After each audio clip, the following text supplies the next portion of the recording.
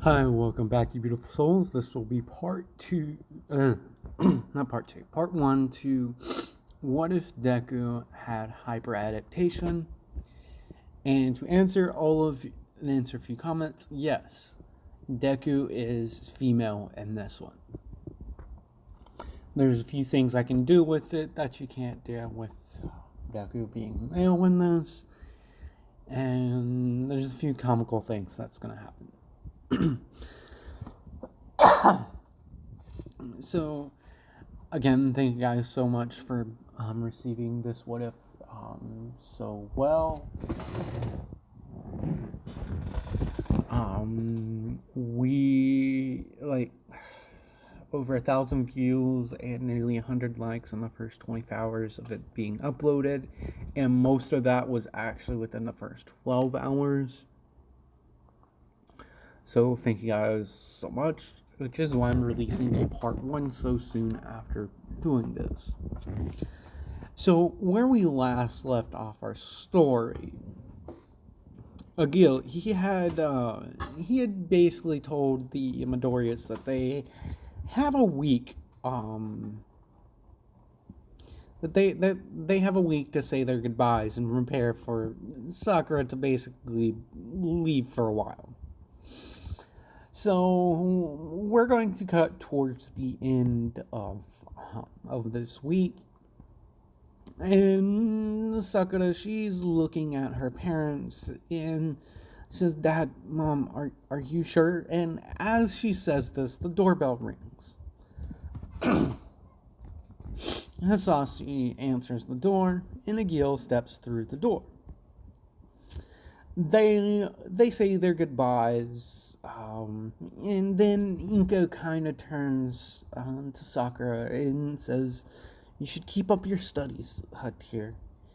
And she turns to Agil, and she's like, I've talked with my husband, and he seems to trust you, so please don't kill my daughter."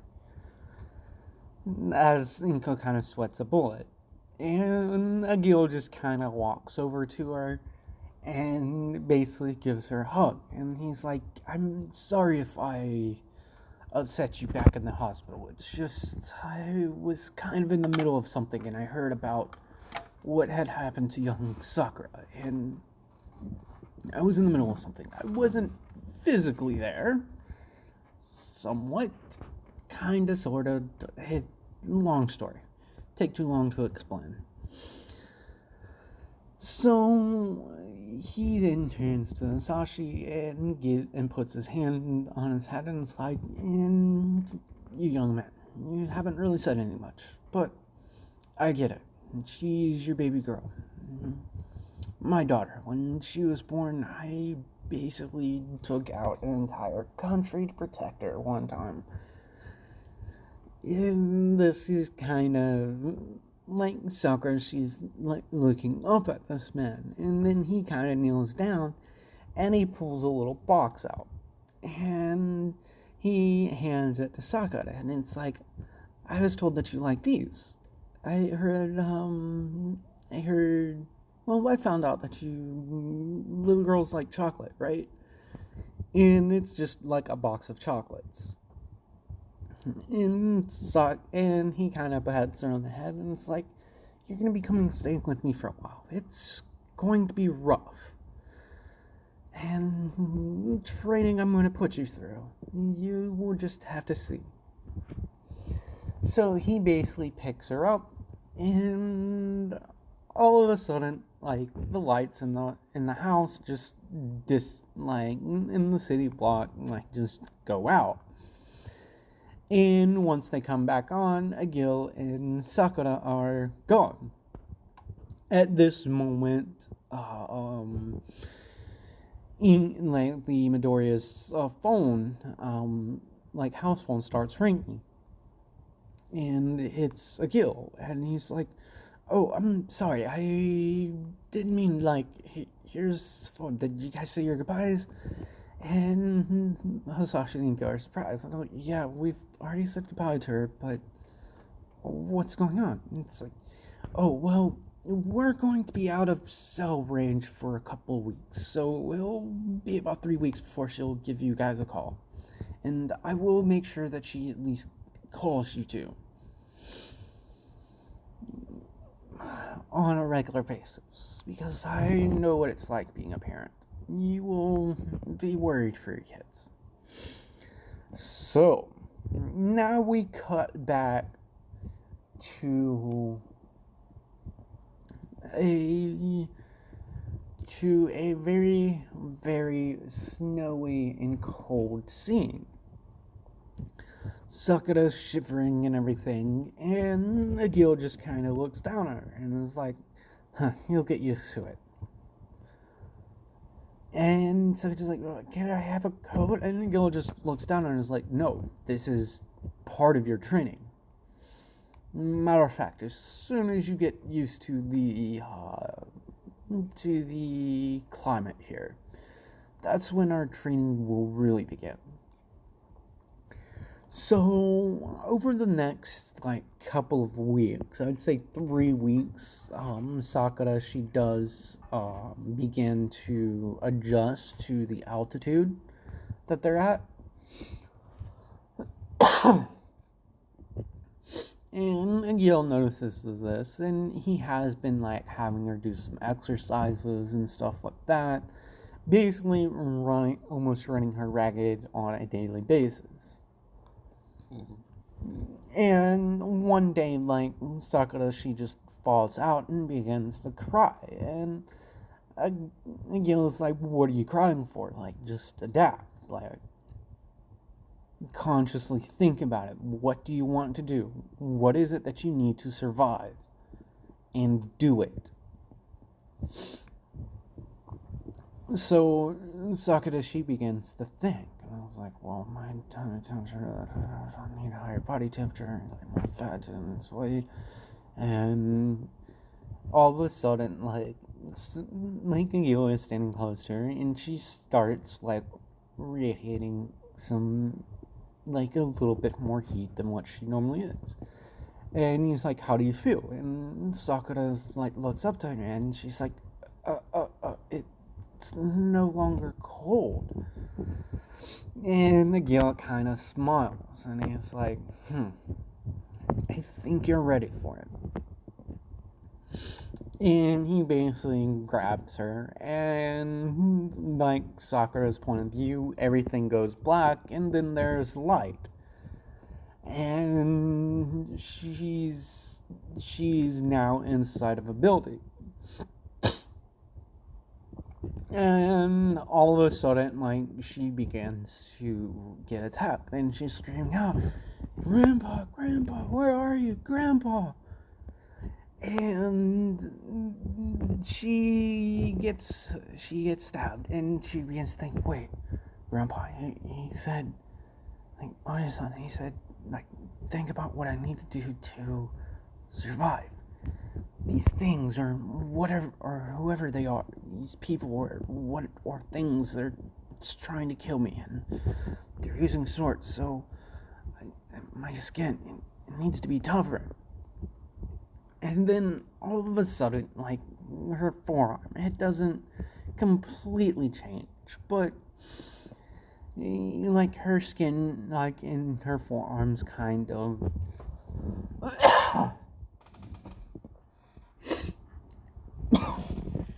sorry, gotta pause this.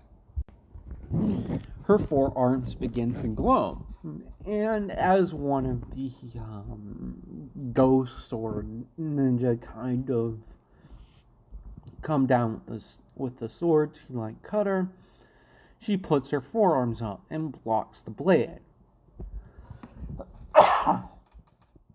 At this moment, the lights come off.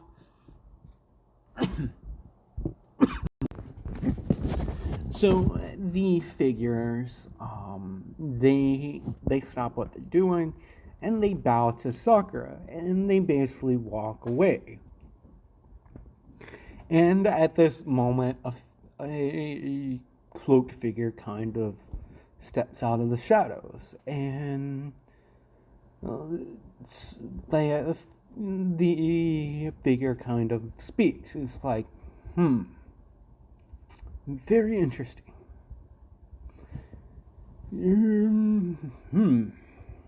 That was a very unique adaptation, you little girl.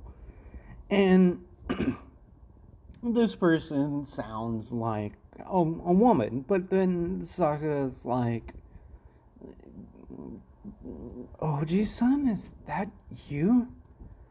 And the girl kind of like the cloak kind of, he pulls the cloak off, and he's like, how'd you know? And Sakura's like, you're sent. And Aguila like smiles again and is like, so you're progressing at a faster rate than what I thought you would. You may have a stronger quirk than your quirk may be stronger than mine. And Sakura looks like, what's going on? Like, those people were trying to kill me. And Aguila kind of smiles and is like, yeah, they wouldn't have been able to kill you. And even if they did, they had strict orders not to hit your brain. You may have the same fatal flaw. Like, if they're able to pierce your brainstem, it could potentially do permanent damage, and you wouldn't be able to adapt to survive from that.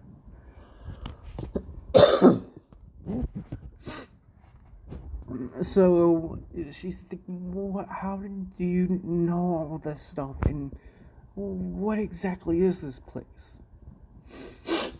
And Yale says, well, this is, you could say this is my sanctum. I've been here for, God, what has it been, nearly a millennium? Nearly 1,000 years? And Sakura's jaw just kind of drops. And she said, what?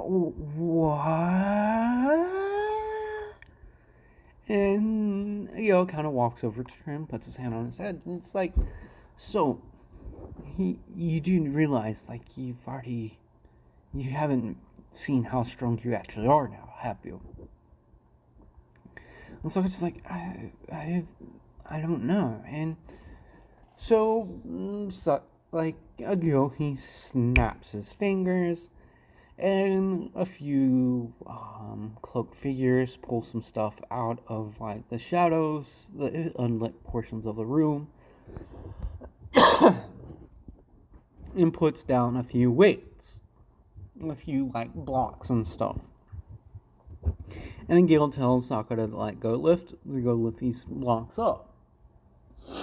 And she does, like, she picks one up after the other, until it gets to, like, one that's about, like, a block her size. And she can barely lift it up. So then, he kind of, like, snaps his fingers again, and someone brings a weight out. And he tells her, like, so, you haven't been able to pick this up. And he just casually walks over, takes two fingers, and just grabs, like, the little stamp at the top of the block, lifts it up, and then drops it on the scale. And it shows, like, a large number. And then he picks up the other one and puts it on there, and it reads 200 pounds. And Sakura's, like, shocked, and she's like, how is that even possible? And Yo explains, he had his suspicions that I've had my suspicions. Your quirk, it may be like mine, and it may progress similarly to mine. So I've basically been running you through some training scenarios just to see how your body would adapt. One moment. And it seems like you're from all the training that we did on the mountaintop. it's toughened your muscles up. And you're able to lift a little bit more weight than you were able to. And I would say he spent about 6 months on the mountaintop with Sakura, so she's 6 now. So now he asks Sakura, and he looks down at her, and he has a very serious look on his face. And Sakura's like, Oji-san, what's wrong?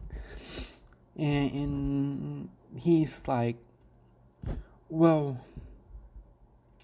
the type of training I have in mind for you, you would have to agree to it.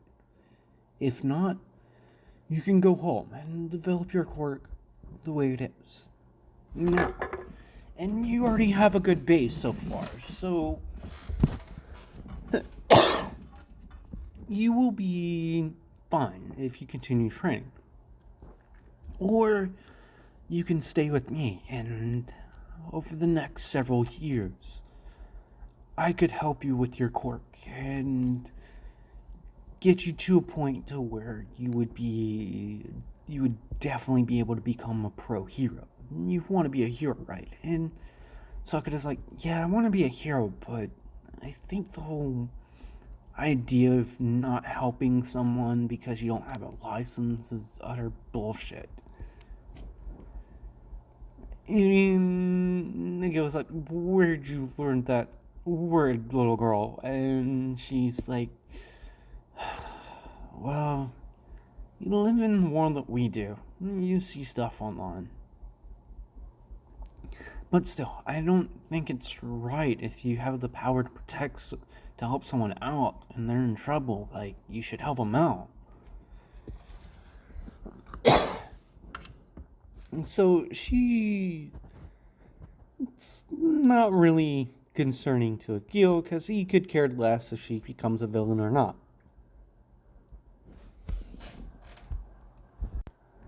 His only concern is if he doesn't want... He's interested because her quirk does seem like a stronger version of his, but it's different. Because it hasn't really given her certain... Like, it hasn't developed certain emitter type quirk abilities like he has. He is, like, if you haven't already figured out, he has a weird transportation quirk that involves like EMP pulses and weird stuff. And all of this was brought on by experimentation that was done on him when he was caught in America, like in like our modern time, like the year, like what it would be in their timeline, it would be like our current year when he was caught during that time. So she looks up at him. She's like, well, I do miss my parents, but if I've grown this strong in just 6 months. And she looks up at Akil. It's like, is it okay if I go and visit my parents for a couple of days before I make a decision? And Akil agrees, and he basically transports her back to their house, and Inko kind of freaks out because like Sakura and him just kind of appear in the middle of the living room. And Inko's all freaked out a little bit, and then she sees who it is, and she's like, Sakura, is that you, sweetie? And Sakura turns to her mother and is like, what's wrong, Mom? And she's like, your skin, it's kind of pale. And Sakura's like, what do you mean? And Inko gets a mirror and shows her. And she's like, what's this about? And then Iko touches her, and her hand kind of feels like she freaks out. She's like, Sakura, you don't have a body temperature. And Sakura's freaking out. And he was like, huh. I didn't really notice it, but I can't really say that I can feel cold or hot anymore. But it's just... it's weird to explain my senses. And after a couple thousand years, and a good century of being tortured and everything, you kind of turn off your sense of touch.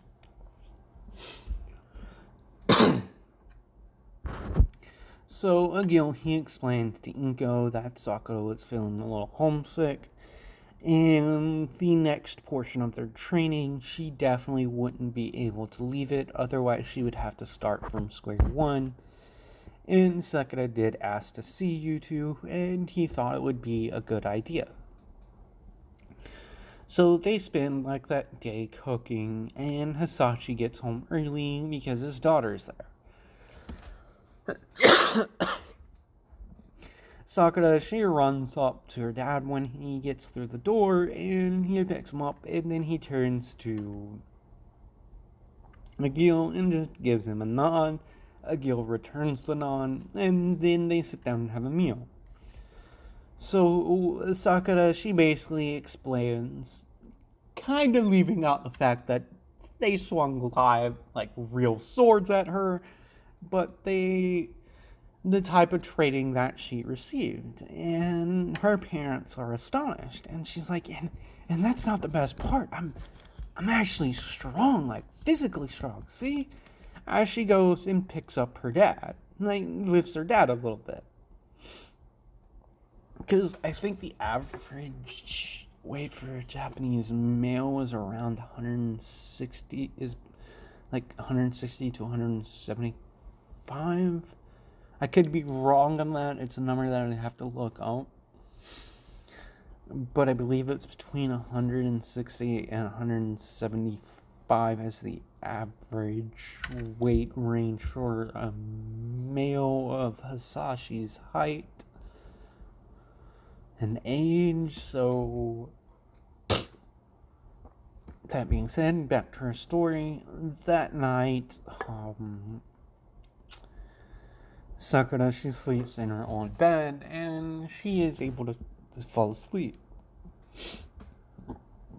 And this is when, like, after Sakura fell asleep, he asks Agil straight up, and he's like, so I've talked more to my dad about you. So, do you still do the one thing? And Agil's like, yeah, but it's not really a bad thing. It's a necessary evil, in my opinion. Yes, Agil has killed people, and he's killed a lot of people. More so than I would say even All For One has killed, because he's been around for a lot longer. And his body count from escaping, being in wars and everything, before quirks were a real thing, is, he has a larger body count. And Hisashi was like, she's not going to be an assassin like you, is she? And Inko's like freaked out by this. It's like, wait, he's an assassin?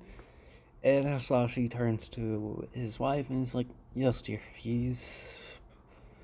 sorry, I just found out the other day myself, and I wasn't too sure. And Yo kind of breathes out heavy. He's like, I'm not turning your daughter into my replacement. I just want to make sure that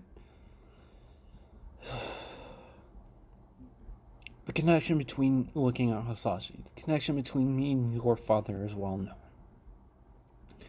And it would only take my enemies with a brain to see that his granddaughter has a similar quirk to mine.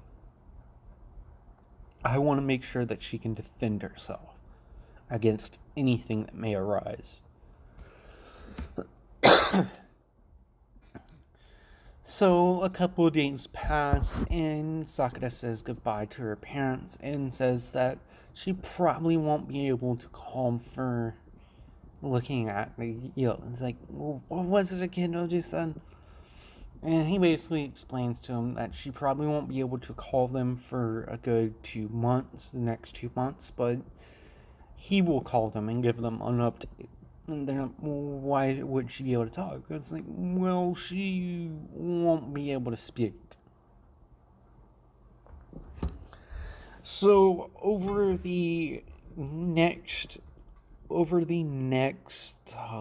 several years, Sakura, she'll be going through some very intense, quote-unquote, training. To any normal person, this would seem like torture, but for people like Sakura and Agil, this helps develop their quirk.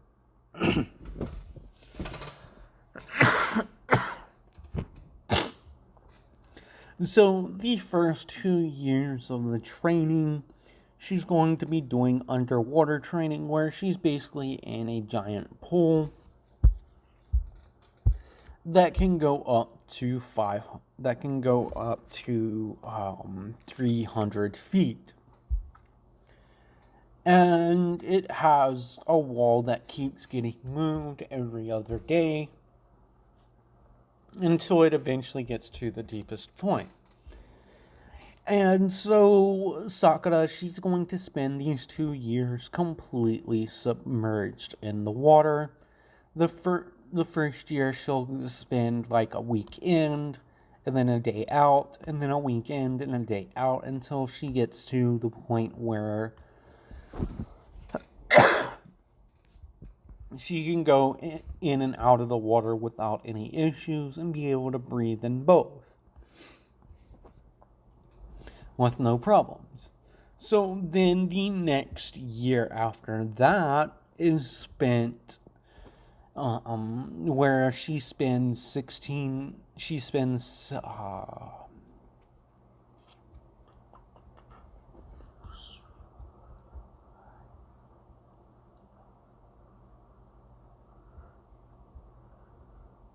she spends 18 hours a day like underwater with no breathing apparatus, with weights on, basically throwing punches and kicks.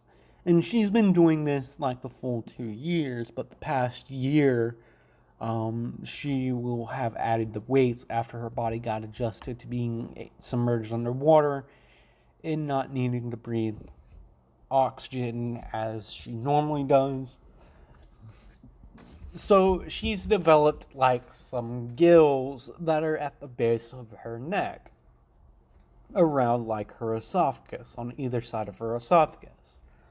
And when she's not in water, they kind of, they're sealed up, and it's as though she doesn't have them. But that's why this is why I like this photo, is basically like she wears a collar to kind of hide them, like a necklace, like a choker, to sort of like hide them. Or she will be. So then the next 3 years after the pool training, and everyone, don't get mad at this, that there's lack of better words to describe this. She basically will spend 3 years of the next 3 years of her life in a freaking gas chamber. And so the first year she spends with there's no oxygen in the chamber at all, like completely no oxygen, pretty much like a zero atmosphere type of setting. All the while getting beat and occasionally like her bones breaking, but her body fixing it. And the past 2.5 years, she has noticed that every single time she gets a minor scrape or bruise or scratch, it kind of heals very fast. It heals within a day or so.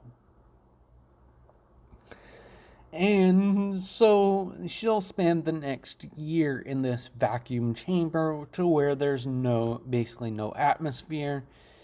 And to get her body adjusted to it, they would suck all the oxygen out.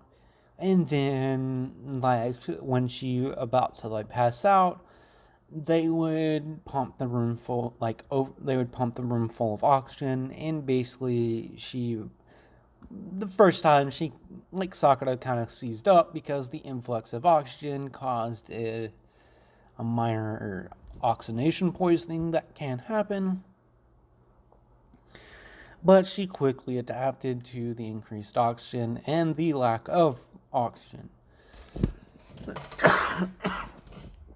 over this year. Her skin has gotten more durable. It's not quite diamond level durable yet, but it's getting there. And it has shown durability to like flames and stuff.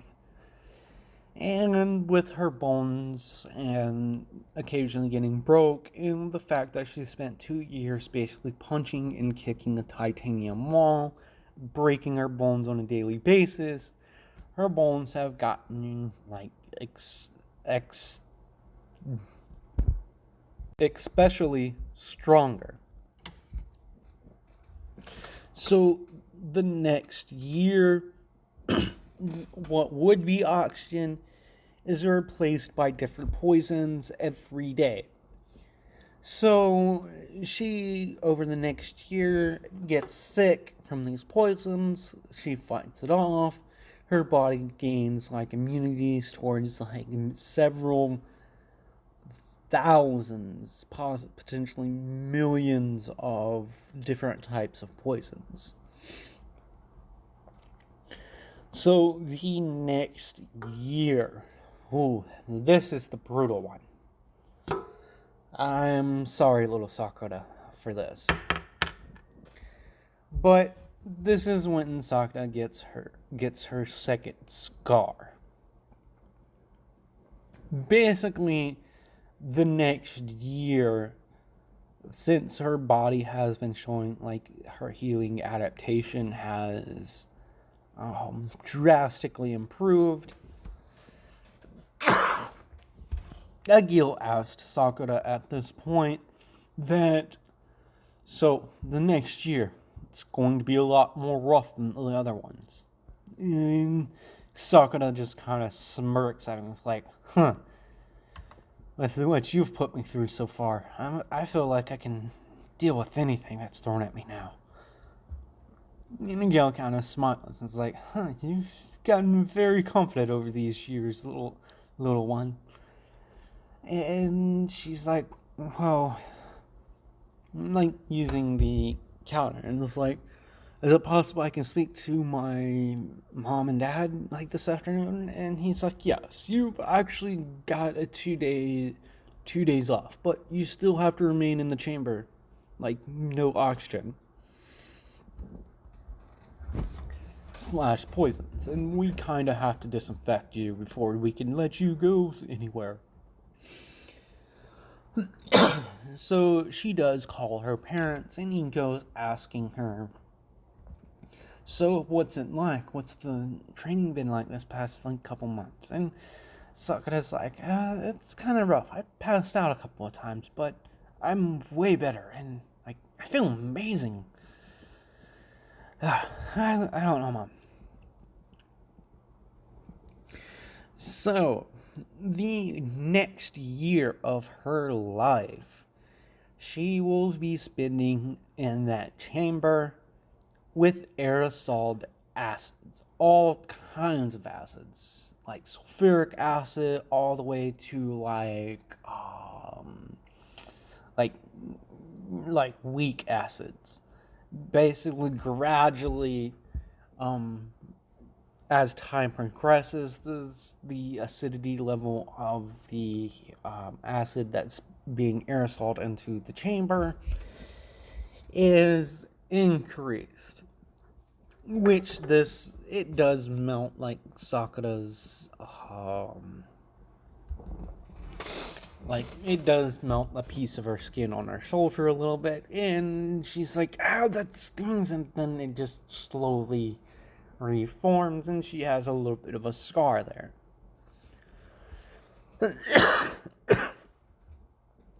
So over the next year, her skin is going to get like durable to a lot of different things. So after a year of this, she can basically she can basically stick her hand into a vat of sulfuric acid, pull it out, and just go, huh. Basically, like, I imagine something funny like this happening. Like, she has like some blood, like some animal's blood or something on her hips, and they're out of water, but they have like, for some reason, this vat of sulfuric acid. Like, you can just like, I could just see Sakura walking over to this thing, dipping her hands in it, and then kind of like going over all of her arms and stuff, and then walking away, and then kind of like drip drying like the acid off of her skin. And she's perfectly fine. Though she did kind of lose her hair at one point, but it's since grown back, and it's a little bit lighter than what it was when she was a kid. And she attributes that to like the acid basically like bleaching her hair a little bit. So I've aged her 5.5 years at this point, so that would make 6 plus 6, so she would be 12 years at this point. So with that being said, I will leave this part off here. The next part, I will go over the next 2.5 to 3 years of Sakura's training before UA happens. So with that being said, thank you guys so much for the support. I apologize again that I haven't been able to like really upload that much like for a few days. Like, comment, and subscribe if you haven't already done so, and I will see you beautiful souls in the next video.